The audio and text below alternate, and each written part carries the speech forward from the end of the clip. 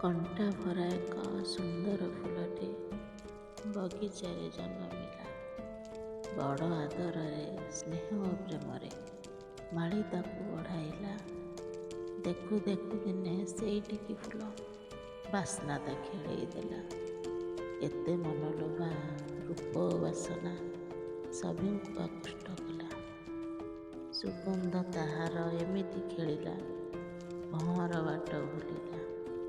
ମାଳି ପାଳିଥିବା ସେଇ ଫୁଲଟିକୁ ଭଅଁର ନିଜର କଲା।